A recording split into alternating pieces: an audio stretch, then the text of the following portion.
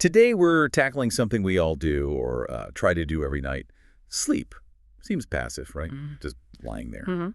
But it turns out, beneath that quiet surface, sleep is one of the most, well, aggressive and complex processes your body runs. It really is. Far from passive. And if you're like us, wanting to get the knowledge quickly, but also, thoroughly, understanding how we rest is just as crucial as that we rest.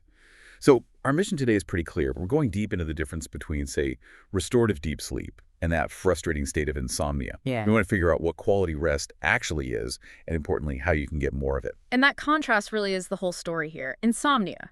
It isn't just, oh, I can't fall asleep. It's fundamentally a state of nervous system hyperarousal. Hyperarousal, like being constantly wired. Exactly. It's like your brain's alarm is just stuck on. Yeah. This leads to really fragmented, shallow sleep cycles. You never quite get down into the good stuff. Deep sleep, on the other hand, stage N3 sleep, that's the complete opposite. It's the mandatory system reset we absolutely need. So it's not just about hours logged. No, not at all. You need the duration. Sure, most adults need that 7 to 9 hours, but just as critical, maybe even more so, is having healthy sleep architecture. Sleep architecture. Okay, you mean the pattern of the stages? Precisely. Getting the right amount of time, in the right stages, in the right order, that's quality rest. Okay, let's unpack that architecture then. Because that sounds like the blueprint we need to understand. We don't just sort of fall into one type of sleep. No, definitely not. We cycle through 4 main stages throughout the night. There's NREM 1, 2, and 3. That stands for non-rapid eye movement sleep. And then there's REM sleep. Right, REM, rapid eye movement. And this whole sequence, N1, N2, N3, then REM, it repeats itself, usually about 4 to 6 times a night. Wow, 4 to 6 cycles. How long does each cycle take? Typically around 90 to 120 minutes per cycle. It's a very structured affair, not random at all. Okay, so let's walk through it. NREM, stage 1, N1. What's happening there? N1 is, well, it's barely sleep. It's that transition phase, when you're just drifting off, feeling drowsy. Head bobbing territory. Exactly. It only lasts maybe 1 to 7 minutes, super short. And you're incredibly easy to wake up from N1. Any little noise can snap you right out of it. Yeah, I know that feeling where you jerk awake right as you're falling asleep. That must be N1. That's almost certainly N1, yes. So from there, assuming you're not disturbed, you transition pretty quickly into stage 2, N2. And N2 is fascinating. This is where we actually spend the most time overall, something like 45% of our total sleep. Almost half our sleep is in N2. Is it deep sleep? Not yet, no. It's still considered light sleep, but it's definitely deeper than N1. Your body temperature starts to drop. Your heart rate slows down a bit more. And the brain waves here show these really specific patterns. You get these things called sleep spindles and K-complexes. Okay, sleep spindles, K-complexes. Sounds technical. Why are those bursts of activity important in N2? What are they doing?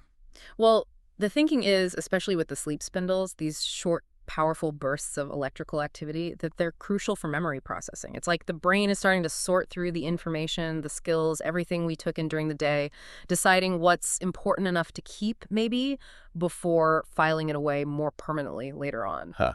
So N2 is like the brain sorting office for the day's mail. That's really cool. Yeah, kind of like that initial triage. And then after N2, we finally hit the big one, stage 3, N3. N3.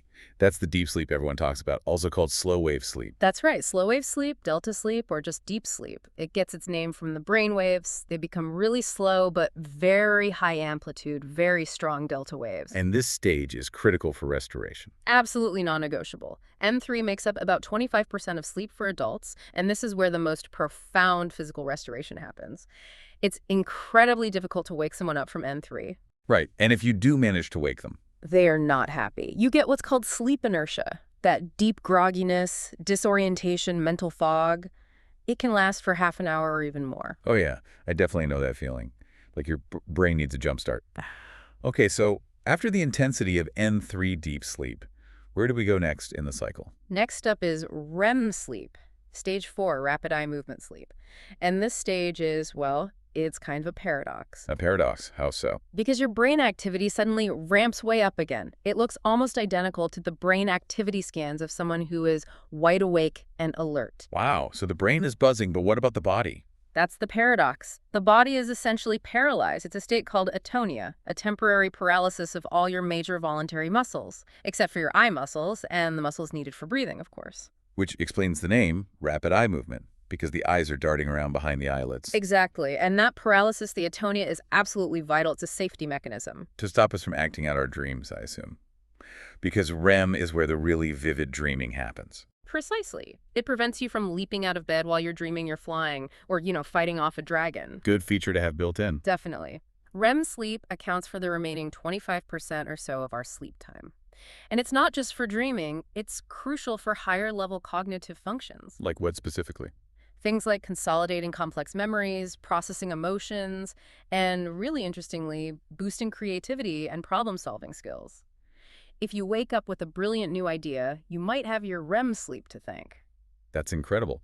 So in one night, we're cycling through this deep physical repair in N3, and then this intense mental processing and creativity boost in REM.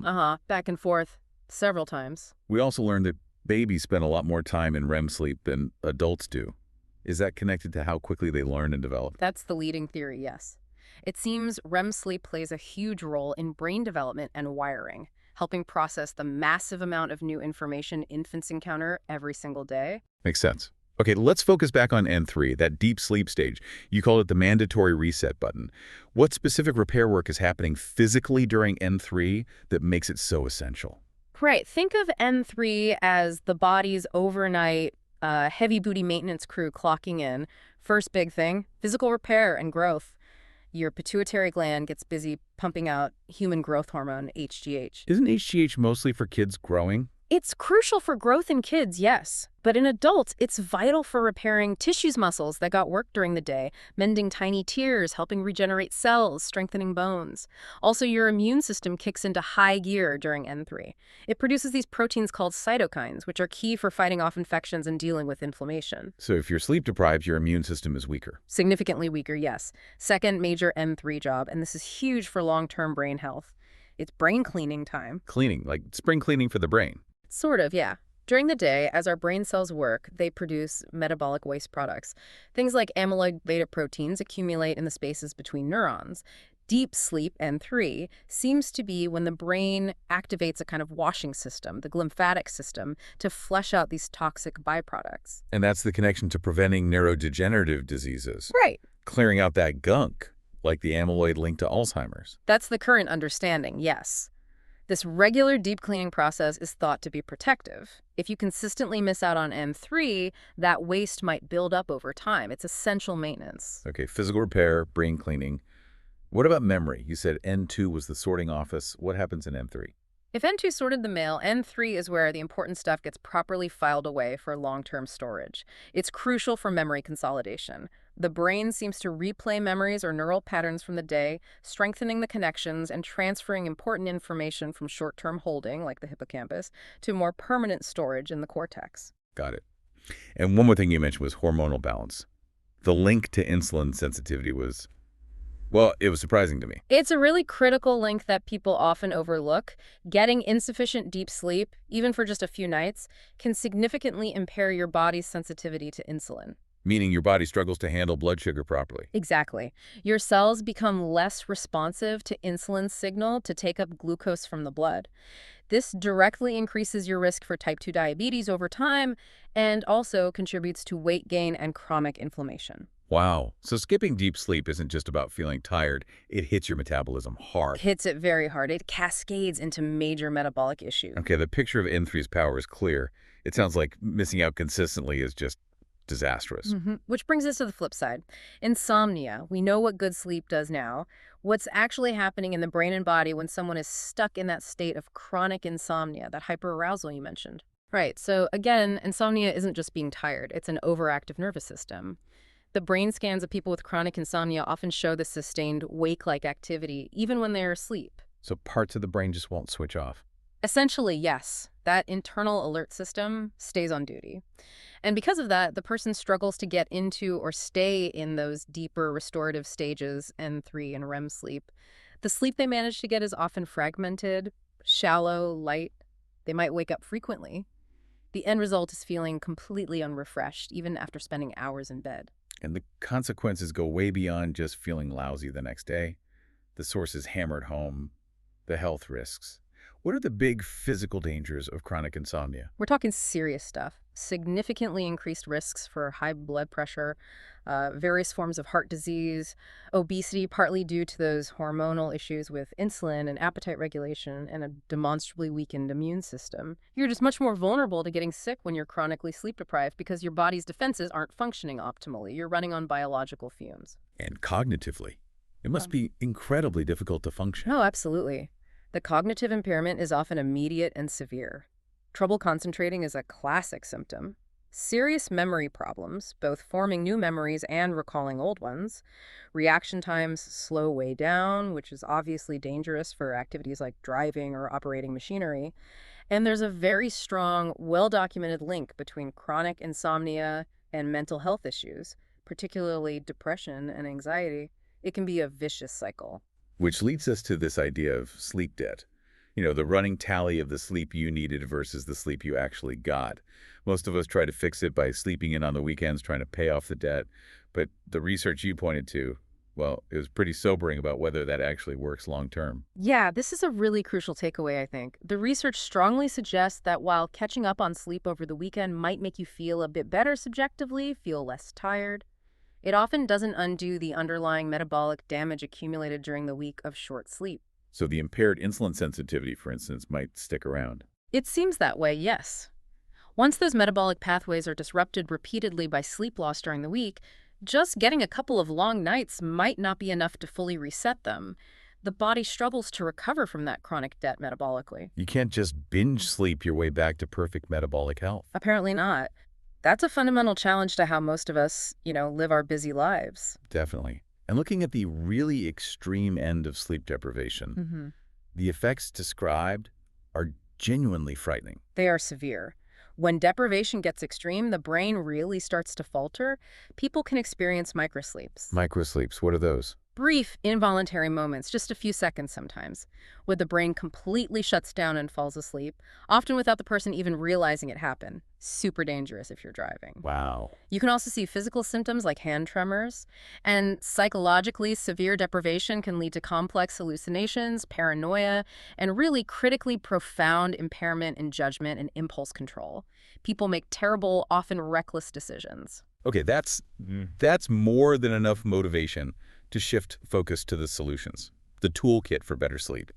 Since we can't just flip a switch and force our brains into N3, what actionable steps can we take? How do we nudge our bodies away from that hyperarousal state and towards deep, restorative sleep? It really has to start with solid, consistent sleep hygiene. These aren't just suggestions, they're pretty fundamental.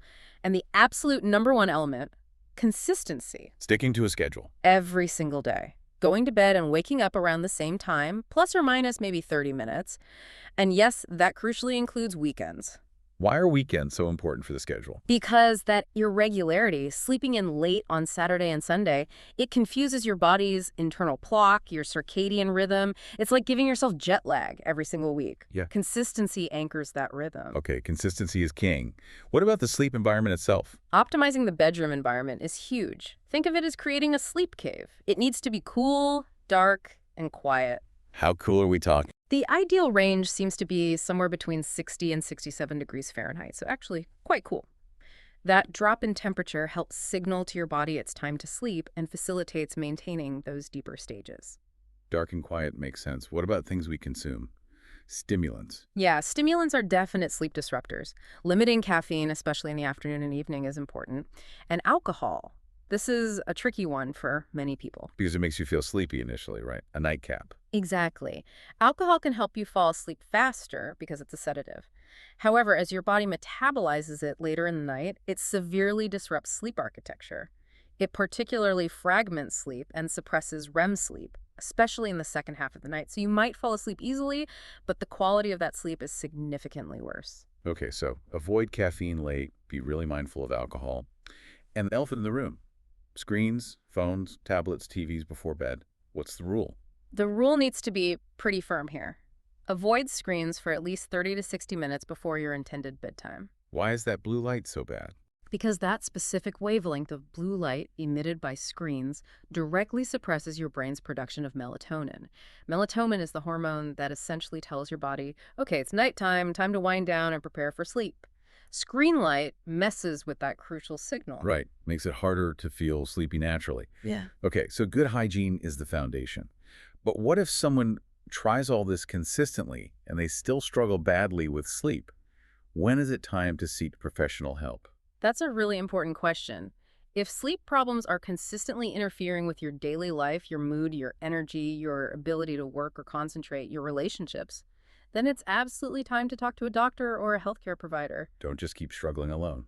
Definitely not. You need a proper evaluation to figure out what's going on. It could be insomnia or sleep apnea or something else entirely. And if it is chronic insomnia, what are the go-to treatments these days? The gold standard first-line treatment for chronic insomnia is actually not medication. It's a therapy called cognitive behavioral therapy for insomnia, or CBTI. CBTI. How does that work? It's highly effective because it addresses the root causes, the thoughts, feelings, and behaviors around sleep that are perpetuating the insomnia and hyperarousal. It helps retrain your brain and habits for better sleep. Okay, so therapy first. What about medications? Are there good options there? We heard about things like Z drugs and these newer DORAs. Yes, medication can play a role, often alongside or after trying CBTI. On the over-the-counter side, things like melatonin can sometimes help with timing issues, but it's best used with guidance. Valerian root is another supplement some people try. Again, caution advised. For prescription options, you have the Z drugs, non-benzodiazepines like zolpidem. They generally work by enhancing GABA activity, which calms brain activity, acting more like traditional sedatives to help initiate sleep. Right, sedating the brain. But the newer class, the DORA's dual orexin receptor antagonists, work differently, and it's a really interesting mechanism. How do they work? Orexin is a key neurotransmitter in your brain whose main job is basically to send out wake up, stay alert signals. DORAs work by blocking those orexin signals from reaching their receptors.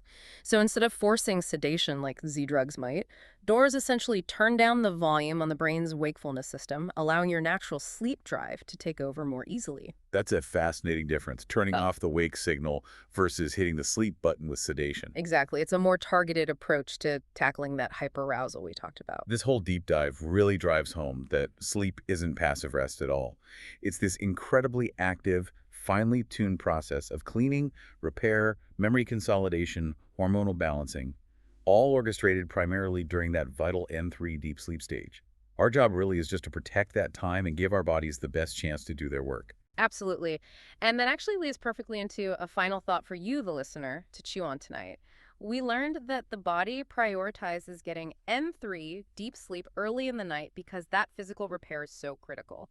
But we also learned that common evening habits, like drinking alcohol, tend to suppress REM sleep early on. This suppression often causes the body to try and rebound with more REM later in the night, maybe when N3 should be happening again in subsequent cycles. So given this potential conflict, the body needing dedicated time for both N3's physical repair and REM's cognitive work, here's the question. How might our common cultural norms around evening alcohol consumption, or even just staying up late with stimulating activities, be fundamentally undermining the optimal architecture of our most restorative sleep stages? Something to think about tonight as you prepare for sleep.